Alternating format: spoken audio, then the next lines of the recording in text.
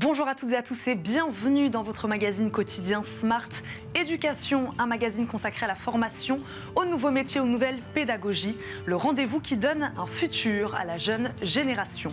Focus dans cette émission sur la scolarisation des élèves en situation de handicap. On appelle ça aujourd'hui l'école inclusive. À la rentrée 2022, ils étaient plus de 430 000 à être accueillis dans les établissements scolaires.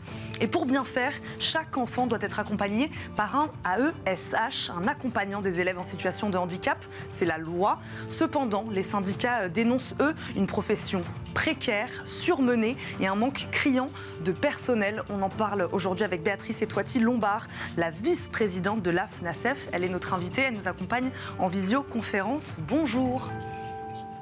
Oui, bonjour. Merci déjà de nous avoir proposé de répondre à vos questions.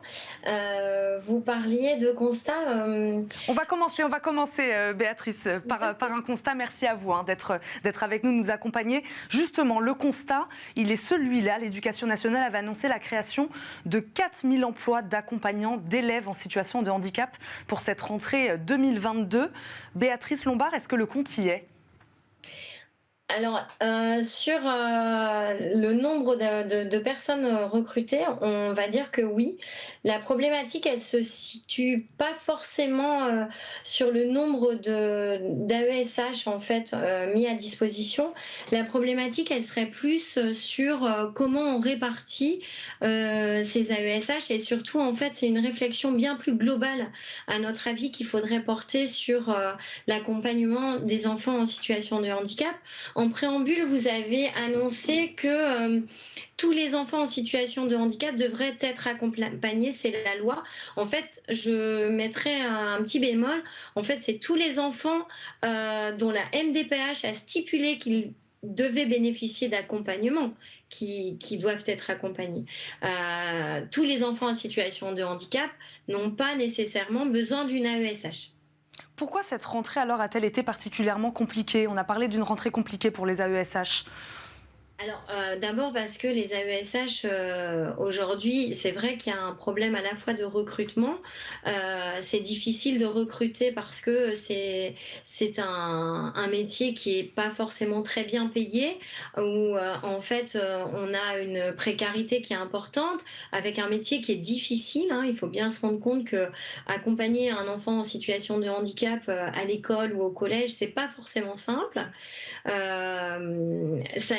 C'est un peu l'erreur qui a été faite au démarrage, hein. On a pensé qu'il suffisait de mettre quelqu'un à côté de l'enfant pour que ça se passe bien. Aujourd'hui, on se rend compte que non, hein, il faut vraiment avoir des compétences particulières pour faire ce métier. Et il y a parfois des gens qui arrivent sur ces métiers avec... il y a de la désillusion, hein. On se trouve confronté à des enfants qui sont parfois compliqués à accompagner si on n'a pas les bons outils. Donc il faut de la formation, on va en reparler évidemment avec vous. Béatrice Lombard, comment le nombre d'enfants scolarisés en situation de handicap a évolué ces dernières années ? On est en progression là-dessus ? Alors oui, hein, vous aviez affiché en fait la courbe de progression. On voit bien qu'aujourd'hui, il y a énormément d'enfants, il y a peu d'enfants qui ont pas du tout d'accès à la scolarité.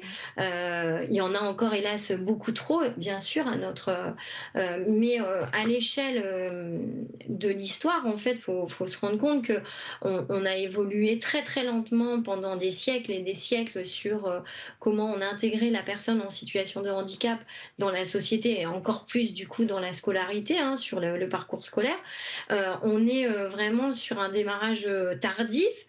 Finalement, ça fait qu'une vingtaine d'années où on a mis en œuvre pour que les enfants aillent de plus en plus et de plus en plus accès à l'école ordinaire.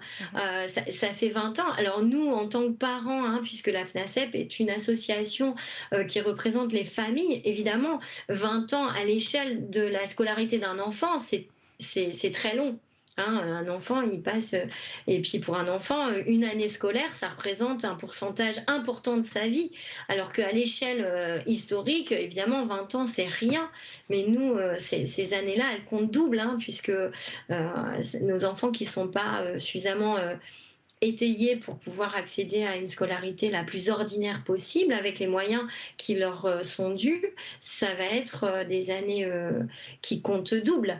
Mhm. Donc il y a une différence en fait dans le temps entre le temps, mais ces 20 dernières années, il y a eu beaucoup de progrès, mais pas suffisamment encore. Donc il y a un accompagnement aussi peut-être des parents, en tout cas sur l'accompagnement des enfants. Vous le disiez, tous, ou en tout cas pratiquement tous sont scolarisés. Est-ce que des enfants sont aujourd'hui sans solution, c'est-à-dire qu'ils n'ont pas d'AESH pour les accompagner au quotidien, ou alors ils en ont un mais qui intervient ponctuellement, une fois toutes les 2 semaines en tout cas, dont l'accompagnement n'est pas suffisant? Ça, c'est des situations qui existent aujourd'hui? Alors clairement, alors il y a vraiment des situations, je dirais, catastrophiques où l'enfant est pas du tout accompagné, parce que, il y a des situations complexes, hein. Il n'y a pas que l'AESH, hein. C'est bien l'idée, c'est de se dire que on n'est pas du tout, sur un seul moyen de faire en sorte que l'enfant, aille à l'école, hein. Il n'y a pas que les AESH, il y a aussi tous les dispositifs qui peuvent être mis en œuvre pour lui. Mais si on se centre sur la problématique des AESH, la problématique, c'est que oui, la plupart des enfants sont couverts, mais il faut savoir que on est avec deux possibilités. En fait, la possibilité, une notification d'accompagnement individuel ou mutualisée, et que cette disposition d'accompagnement mutualisé, elle s'est quand même beaucoup généralisée depuis 5 ans. Faute de Et personnel, que on de ce imagine, fait-là, c'est ça? Faute de personnel, c'est plus facile d'avoir un AESH pour 10 enfants qu'un pour un. alors, heureusement, hein, j'ai envie de vous dire, ça n'existe pas pour 10, hein. Mais déjà pour 5, on est sur un accompagnement minimum. Hmm. C'est-à-dire qu'on va se retrouver avec un accompagnement, faute de moyens, on a 5 enfants dans un établissement qui sont avec une notification mutualisée, ben, on va potentialiser, on va avoir des enfants qui vont être accompagnés avec un quota d'heures très bas. Aujourd'hui, quel est le profil de ces aidants? Quelle formation suivent-ils? Puisque vous parlez de l'importance de la formation tout à l'heure. Ce sont des gens diplômés? Alors, au démarrage, hein, le souhait, puisque l'historique, c'est la FNACEP qui a lancé en fait en 96, c'est la naissance en fait des AESH. Enfin, c'était en amont avec des familles, mais assez ponctuellement. Mais la première, les premiers postes ont été donc générés par la fédération. Et l'idée, c'était vraiment d'avoir des gens qui étaient diplômés à bac.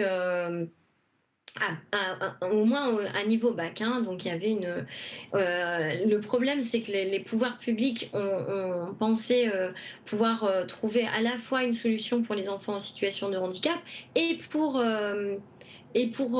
compenser une part de chômage. Du coup, on s'est retrouvé avec des personnes qui n'avaient pas forcément, en termes de formation et de formation de base, ce niveau bac, et avec un quota d'heures au départ qui était peu important. Aujourd'hui, il y a une requalification et on va reformer les AESH, hein, avec un vrai parcours, mais pendant longtemps, on était sur un package d'heures qui était peu importante, hein, au regard des besoins que ces personnes allaient avoir dans leur accompagnement. Béatrice, quelles compétences sont indispensables pour exercer ce métier selon vous? Alors, je pense qu'une des premières compétences, c'est déjà la discrétion. Hein, et puis la capacité de bien visualiser le besoin de l'enfant. On peut avoir un enfant qui a besoin ponctuellement sur certains points. Donc la ESH va devoir être capable de se mettre éventuellement en retrait pour pouvoir intervenir précisément sur certains points. Mais ce qui est absolument nécessaire, au-delà de la compétence de l'AESH, c'est qu'on travaille en collaboration. Pour la FNACEP, c'est vraiment quelque chose de très important, cette notion de collaboration avec la pédagogie de l'enseignant. C'est essentiel, c'est l'enseignant qui garde la capacité pédagogique, et c'est aujourd'hui aussi ça qui fait la réussite d'un bon accompagnement. C'est l'investissement en termes d'adaptation des enseignements en corrélation avec la compétence de l'AESH à mettre en œuvre ces accompagnements, ces adaptations. Donc ce lien, il est essentiel entre l'enseignant et l'AESH. C'est un travail collaboratif, c'est ce que vous dites. Indispensable. Et j'irais même plus loin, en fait, c'est systémique. La réussite de l'enfant en situation de handicap au niveau scolaire, c'est la collaboration de l'enseignant, de l'AESH, des parents. On parle trop rarement de ce que les parents peuvent amener en termes de connaissance de leurs enfants. On évoque pas assez souvent en fait cette expertise parentale. On peut s'appuyer sur ce que le parent a détecté qui est le plus favorable pour son enfant et aussi en collaboration avec le personnel paramédical ou médical qui le suit. C'est quelque chose de consensuel. Ça va très bien fonctionner si tout le monde se met autour d'une table, autour de l'enfant et qu'on part pas du diagnostic de l'enfant pour l'accompagner, mais qu'on réfléchisse de façon collective à comment on met en œuvre. Et ça, c'est réajustable. On ne travaille pas ça une fois au début de sa scolarité. Et puis, en fait, je dirais presque régulièrement, il faut qu'on ait des échanges tous ensemble autour d'une table sur tiens, il a évolué sur tel mode avec l'AESH, aujourd'hui peut-être l'adaptation il faut la faire un poil différemment parce que ça va lui être plus favorable. C'est vraiment une notion de collaboration. Béatrice, en 30 secondes, vraiment, je vous donne ce défi de me répondre très très rapidement puisqu'on arrive à la fin de l'émission. Voilà, on a parlé donc des conditions assez difficiles dans lesquelles évoluaient aujourd'hui ces AESH. On a parlé de manque de personnel, on a parlé de professions fatiguées aussi. Quelles solutions on pourrait apporter là tout de suite pour revaloriser leur statut aujourd'hui ? Revaloriser leur statut, il faudrait évidemment que ce soit retravaillé en termes de fonction au sein de l'éducation nationale. Il y a un vrai rôle de l'AESH à repenser, mais dans le sens beaucoup plus inclusif. On va devoir observer les choses par une autre lorgnette parce qu'on a bien vu la courbe. On ne va pas pouvoir continuer à mettre à côté de chaque enfant une AESH. Il va falloir repenser et le rôle et la manière dont on considère ce personnel pour que ça puisse fonctionner de façon optimale pour les enfants.